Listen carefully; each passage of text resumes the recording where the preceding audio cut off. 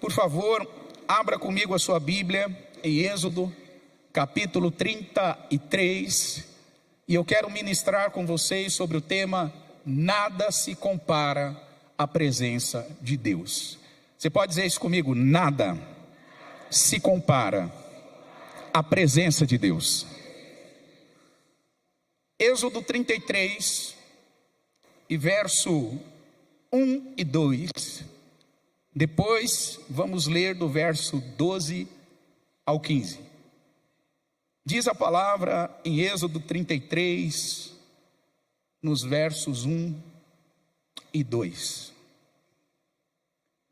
Disse mais o Senhor a Moisés: vai, sobe daqui, tu e o povo que fizeste subir da terra do Egito, a terra que jurei a Abraão, a Isaque e a Jacó, dizendo: a tua semente a darei.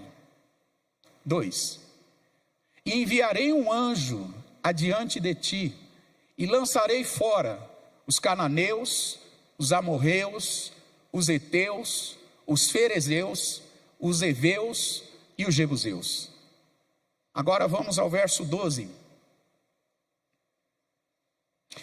E Moisés disse ao Senhor: eis que tu me dizes, faça subir a este povo, porém não me fazes saber a quem hás de enviar comigo.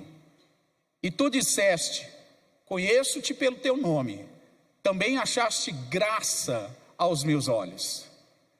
Agora, pois, se tenho achado graça aos teus olhos, rogo-te que agora me faça saber o teu caminho, e conhecer-te-ei, para que ache graça aos teus olhos, e atenta que esta nação é o teu povo. Versículo 14, vocês podem ler, 1, 2, 3.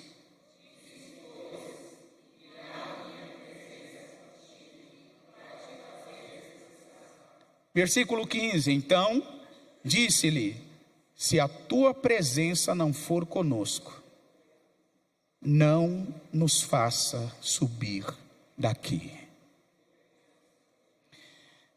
Moisés, ele é muito conhecido como o homem que recebeu os 10 mandamentos de Deus. Ele é muito conhecido como o grande legislador e juiz de Israel. Ele também é bem conhecido como um líder que conduz uma grande jornada de conquista através de uma palavra ou de uma promessa que Deus tinha feito ao seu povo. Mas além de todo esse conhecimento que temos de Moisés, olhando as Escrituras, nós somos convidados a perceber o quanto Moisés era também um homem profundamente íntimo de Deus. Um homem que conhecia a voz do Senhor. Ele não especulava sobre a voz de Deus. Ele não dizia: eu acho que Deus falou comigo, eu acho que o Senhor me falou isso ou aquilo. Moisés era conhecido pela sua convicção, a sua certeza. Ele era muito pontual no seu relacionamento com Deus, de tal forma que o versículo 11 de Êxodo 33 vai dizer que o Senhor falava com Moisés face a face, como alguém fala com seu amigo.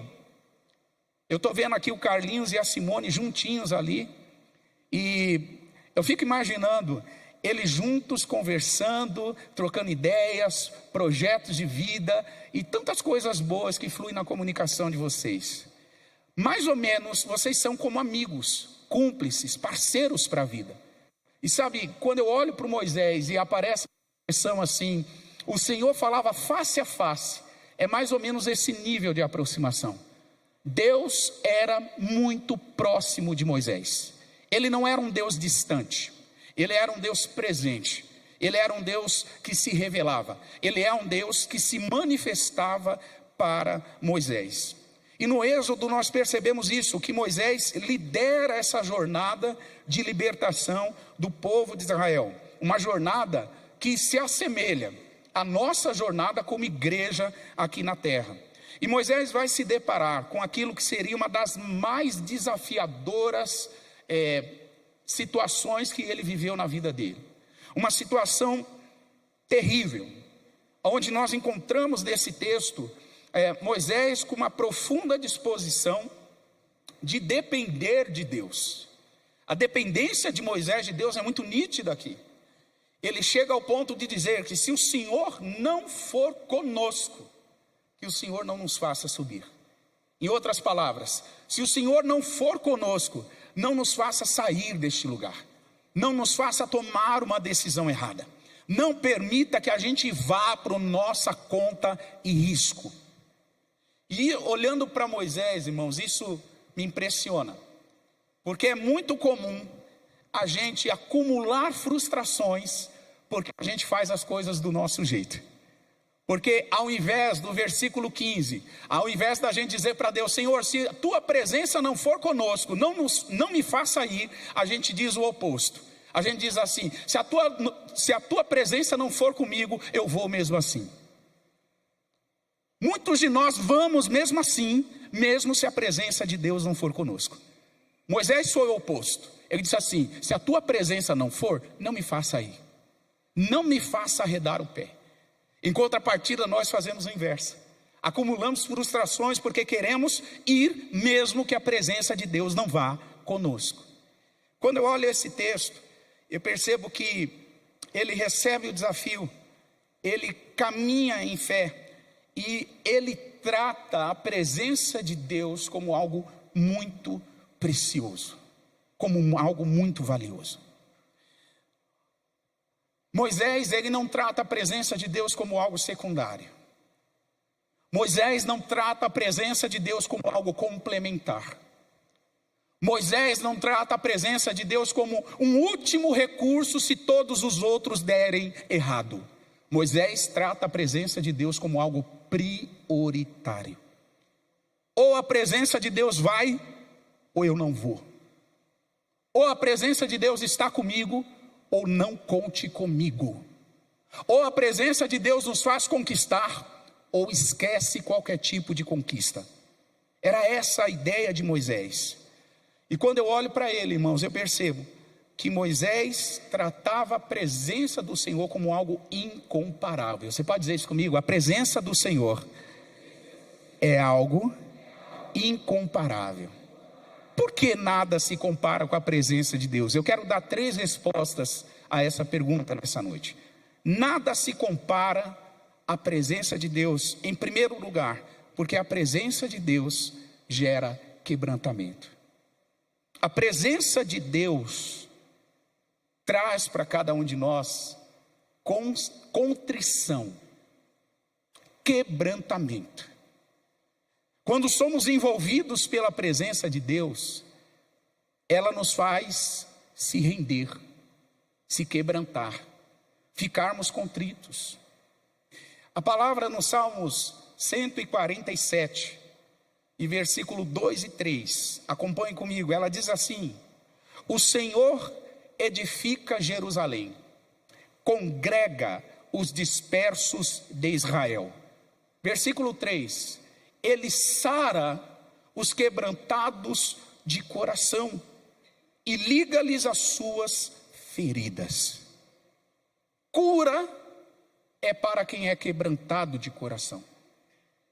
Cura não é para gente resistente, teimosa, murmuradora. Cura é para gente quebrantada, rendida. O quebrantamento nos protege do desejo de recebermos a glória que só pertence a Deus. O quebrantamento fala sobre a condição que Deus usa para nos deixar na posição que precisamos estar. Humildes, dependentes, tementes a Deus. Muitas pessoas perdem o temor a Deus porque elas perdem essa graça do quebrantamento. Muitas pessoas ficam resistentes, teimosas contra Deus, porque elas perdem o favor do quebrantamento.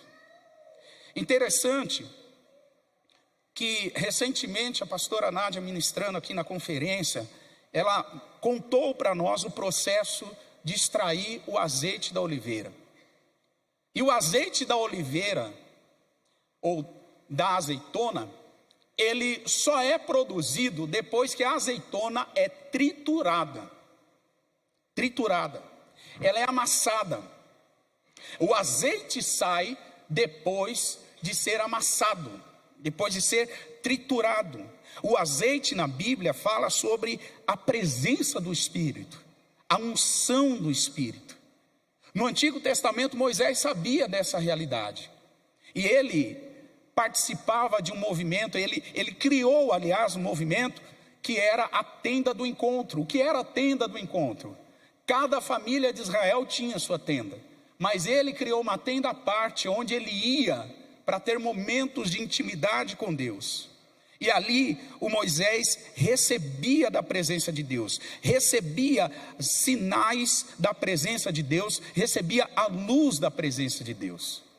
Êxodo capítulo 27 e verso 20, acompanhe comigo, a palavra diz: tu, pois, ordenarás aos filhos de Israel que te tragam azeite puro de oliveiras, azeite batido para o candeeiro, para fazer arder o que, gente? As lâmpadas, o castiçal ou o candelabro precisava estar aceso continuamente. E para estar aceso, precisava de óleo, precisava do azeite.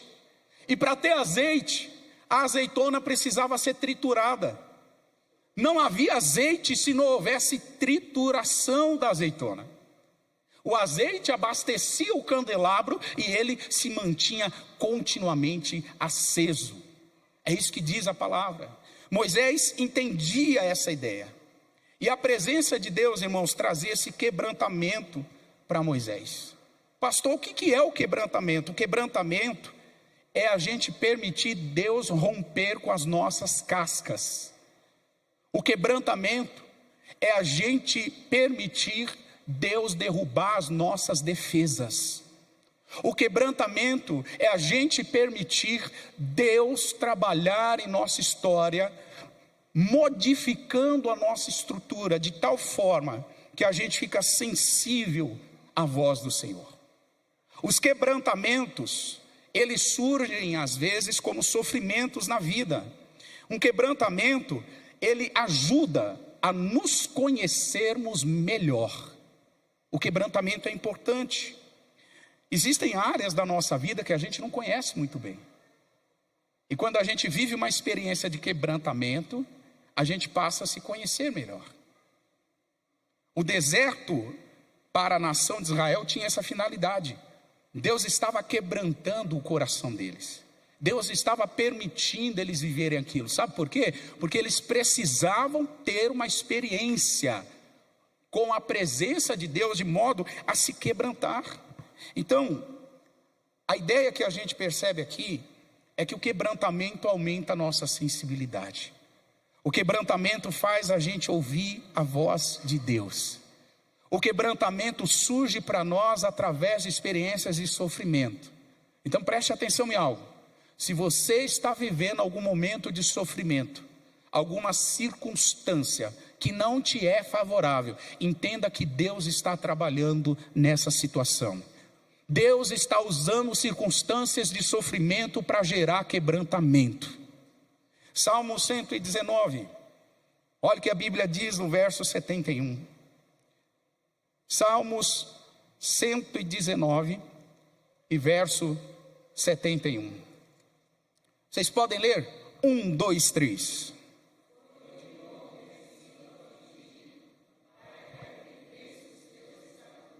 O salmista está dizendo: foi bom passar por sofrimentos. Quem aqui gosta de sofrer? Aqui ninguém, né? Deixa eu perguntar daqui para cá. Daqui para cá, quem gosta de sofrer? Ninguém. Por que você não gosta de sofrer? Pastor, eu não sou masoquista. A gente não gosta de sofrer, porque sofrimento fala sobre desconforto, fala sobre dores, fala sobre aflições. Sofrimentos falam sobre algo que a gente quer evitar a todo custo. A gente até paga para não sofrer. Tem gente que paga para não sofrer. Tem gente que do sofrimento 7 léguas. Mas presta atenção em algo. Às vezes o sofrimento faz parte do plano de Deus para a sua vida. O salmista entendeu essa realidade. E sabe o que ele disse? Foi bom para mim ter sofrido. Foi bom para mim ter sido afligido. Porque eu aprendi os estatutos de Deus de uma forma que eu não teria aprendido. Irmãos, tem coisa que a gente só aprende sofrendo. Isso é quebrantamento. Talvez este episódio de sofrimento que você está vivendo está te levando a um nível de quebrantamento que você ainda não sabe qual é. E lá na frente você vai agradecer a Deus. Você vai dizer: Senhor, muito obrigado pelo sofrimento. Pastor, me dá exemplos na Bíblia. Inúmeros. Vou te dar o mais conhecido, Jó. Jó viveu um episódio extenso de sofrimento. Mas Deus estava trabalhando nisso. Deus estava forjando o caráter de Jó. Estava trazendo para ele um nível de quebrantamento. Então, se você está sofrendo, passando por um deserto, você está tendo a chance de conhecer a Deus de uma maneira que você ainda não o conhece. Aproveita isso, irmão. Aproveita isso. Quando é que eu não aproveito o deserto? Quando eu começo a murmurar. Quando eu começo a achar que Deus se esqueceu de mim. Quando eu começo a olhar para o quintal do vizinho e dizer: a grama do meu vizinho é mais verde do que a minha. Como eu começo a me comparar com as outras pessoas, eu estou deixando de aproveitar a experiência do deserto. Então o sofrimento, ele faz parte do processo de quebrantamento. Somente uma igreja quebrantada, ela vai poder cumprir os propósitos de Deus aqui na terra. Só uma igreja quebrantada. Então, em primeiro lugar, porque porque nada se compara à presença de Deus, porque a presença de Deus gera quebrantamento. Em segundo lugar, diga comigo: a presença de Deus gera desejo pela busca contínua. Buscar o Senhor de forma contínua é resultado de pessoas que desfrutam da presença de Deus. Pessoas que estão em contato com a presença de Deus. A Bíblia começa no Gênesis com um jardim, capítulo de número 2. E a Bíblia termina no Apocalipse 22, falando também sobre um jardim. Jardim no início do mundo, jardim na consumação de todas as coisas. E o jardim, biblicamente falando, é lugar de intimidade. Você vai se lembrar que Deus visitava Adão todos os dias, na viração do dia no jardim. Jardim é um lugar onde as pessoas, os filhos de Deus, se aproximam para ter intimidade com o Senhor. Então, quando falamos sobre essa realidade, precisamos entender que Deus quer que a gente edifique jardins, para termos contato e intimidade com Ele. O jardim é o lugar onde o nosso relacionamento íntimo com Deus, ele cresce.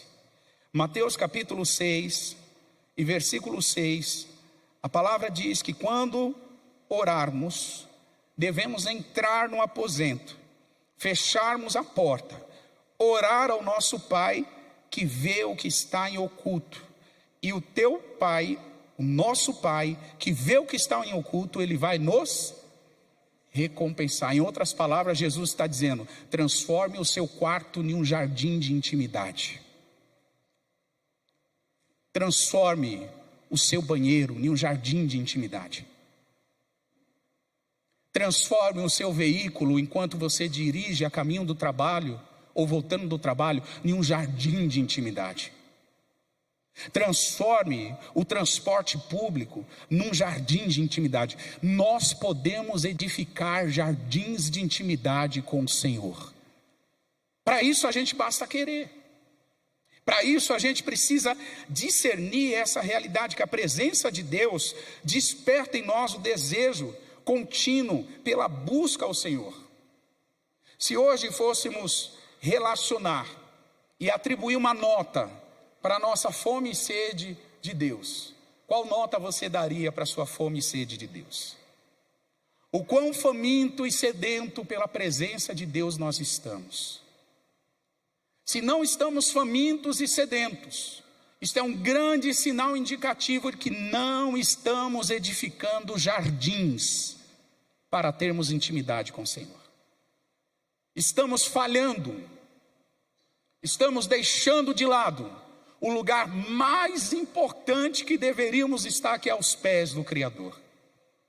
Então, buscar a presença de forma contínua, isso só a presença de Deus pode despertar em nós. Nesse tempo que nós vivemos, Deus está levantando filhos e filhas de Deus com fome, com sede pela sua presença. Fome e sede pela sua presença. Oséias capítulo 10. Eu quero olhar com você o versículo 12. Oséias capítulo 10 e verso 12. Eu não sei o que aconteceu, eu acho que o som soltou um pouquinho mais aqui para mim o retorno. Se puder retornar na configuração que estava, eu agradeço. Oséias capítulo 10 e verso de número 12. A palavra diz assim: semeai para vocês em justiça, ceifai segundo a misericórdia, lavrai o campo de lavoura, porque é tempo de buscar o Senhor, até que venha, e Ele faça o que, irmãos? E Ele faça o que, igreja? Chova justiça sobre nós. É tempo de desfrutarmos de um nível mais profundo da presença de Deus. É tempo de não nos contentar com o raso, com o superficial, com o corriqueiro. É tempo de amarmos mais o jardim da intimidade. É tempo da gente se voltar para Deus com o coração quebrantado, contrito e disposto a buscá-lo até que Ele venha. É tempo de buscarmos o Senhor. É tempo de buscarmos o Senhor. Agora, essa busca acontece quando a gente reconhece a presença de Deus despertando isso em nós. Deus sempre dá o arrependimento e também o avivamento, mas a responsabilidade de manter isso é nossa. Diga isso comigo: Deus derrama o arrependimento e o avivamento, mas a responsabilidade de manter isso é minha. Efésios capítulo 5 e verso 18, eu quero te mostrar isso na Bíblia. Paulo diz: e não vos embriagueis com vinho, em que há contenda, mas enchei-vos do Espírito. Encham-se do Espírito. Não se contente com vinho, não se embriague com vinho. Agora, e se Paulo estivesse nos nossos dias, irmão? O que ele falaria para nós aqui hoje? Paulo falaria algo mais ou menos assim: não se embriague com as redes sociais. Não se embriague com Instagram ou Facebook. Não se embriague com as séries e as temporadas das séries favoritas que você acompanha. Talvez Paulo diria algo assim: não se embriague com muito entretenimento. Porque a nossa geração, irmão, não tem fome e sede de Deus, sabe por quê? Porque está vivendo uma overdose de entretenimento. O entretenimento ocupa tanto a nossa vida, distrai tanto a gente, que a fome e sede pela presença de Deus se vai. Então, se Paulo estivesse aqui hoje, ele diria isso para nós: cuidado com aquilo que você está se embriagando.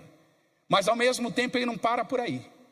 Não se embriague, mas ele também diz: encha-se do Espírito. Encha-se do Espírito. Pastor, como é que eu me encho do Espírito? Verso 19. Fale salmos, fale hinos espirituais, cânticos espirituais. Cante e salmodie ao Senhor de todo o seu coração. A pergunta que não quer escalar: qual é a música que está nos teus lábios na segunda, na terça, na quarta, na quinta e na sexta? Quais são os pensamentos que vêm sobre você durante esses dias da semana?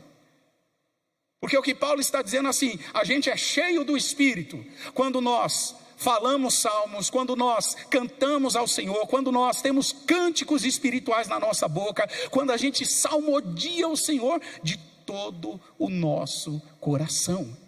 Porque a boca vai falar do que está cheio o quê, irmão? O que você está enchendo o seu coração? O seu coração está cheio do quê? Se o meu coração não estiver cheio da palavra, eu não tenho cântico espiritual, eu não tenho salmos para dizer, eu não enfrento a guerra dizendo: o Senhor é meu pastor e nada me faltará. Eu não tenho uma palavra na minha boca, eu não tenho uma palavra no meu coração. Então Paulo está dizendo: seja cheio do Espírito. Mas para ser cheio, você tem que cantar a palavra, você tem que adorar, você tem que ter cânticos espirituais.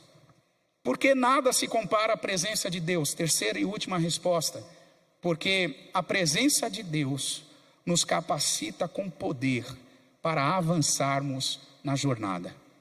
Escute isso, irmãos: a igreja de Jesus vai avançar nesses tempos como nunca avançou em nenhum outro período da história. A igreja de Jesus vai conquistar territórios espirituais. A igreja de Jesus vai anunciar que o Rei está vivo para sempre. Vai anunciar o evangelho da cruz, o evangelho da renúncia. A igreja de Jesus vai semear a boa semente da palavra e ver uma grande colheita de conversões para a glória de Deus. A igreja de Jesus vai avançar. E por que ela vai avançar?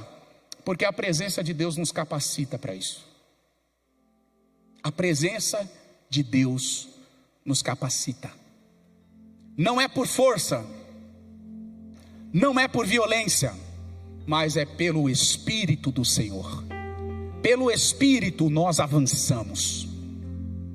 Esses irmãos que a gente viu aqui no vídeo, eles não negam Jesus, sabe por quê? Pelo poder do Espírito, pela graça do Espírito. A igreja vai avançar porque o poder do Espírito está sobre nós.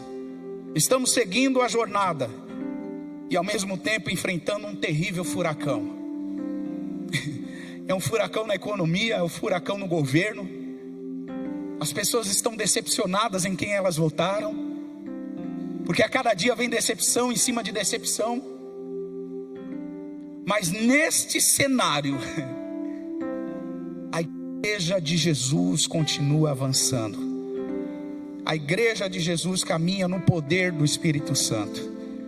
O poder do Espírito Santo tem a finalidade primordial de nos capacitar e nos fazer testemunhar de Cristo.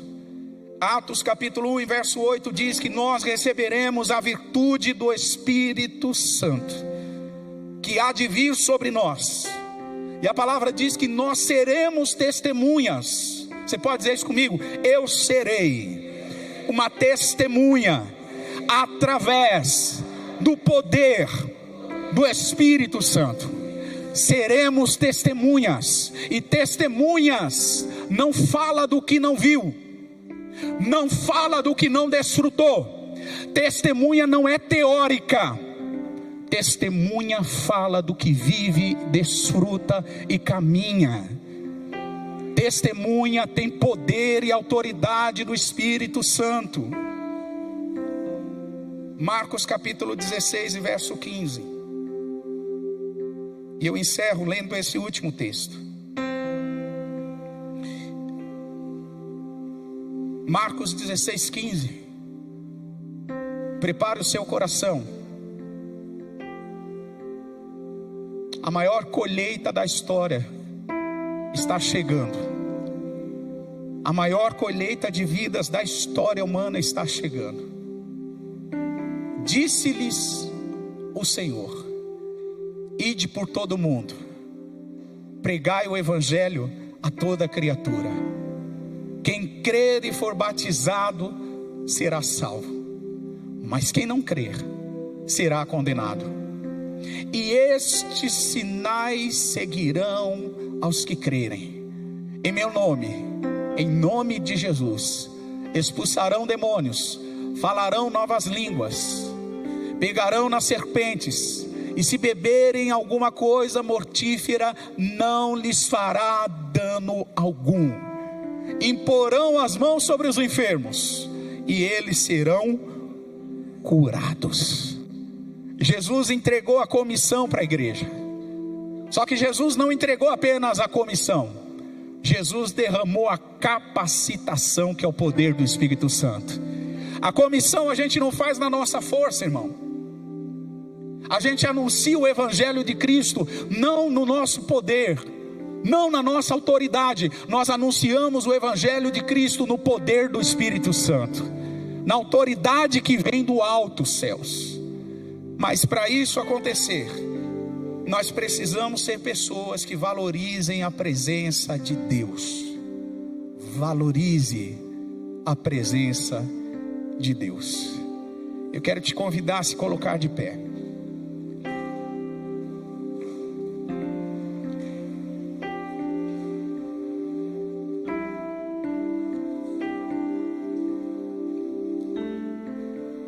A minha pergunta para a gente orar é muito simples.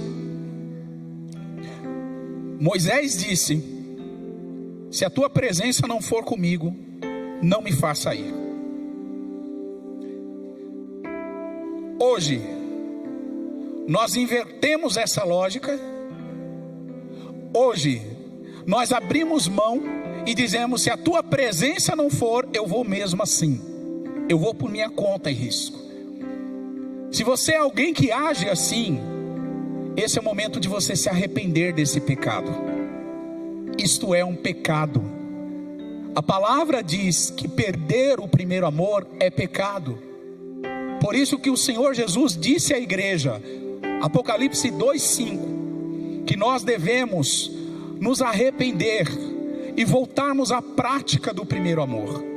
Então eu quero te convidar a orar agora. Faça a sua oração pessoal e particular. Diga o quanto você depende da presença de Deus. Diga o quanto o seu coração anela, tem fome e sede pela presença de Deus. Fala o quanto que você está arrependido por estar distante do jardim da intimidade. Fala para o Senhor: hoje eu quero me reposicionar, eu quero voltar ao jardim da intimidade. Pai, nós queremos te agradecer, Senhor, pela tua palavra, pela tua presença. Queremos te agradecer porque a tua presença, ó Deus, é tudo o que nós precisamos. Nada se compara à tua presença, Senhor. Nada se compara à tua presença. Assim como o Senhor fez esta presença descer no dia de Pentecostes, e aqueles discípulos foram cheios da virtude do alto. Pai, eu te peço que nesta noite o poder do seu Espírito caia sobre nós. O poder do seu Espírito ative a chama em nossos corações.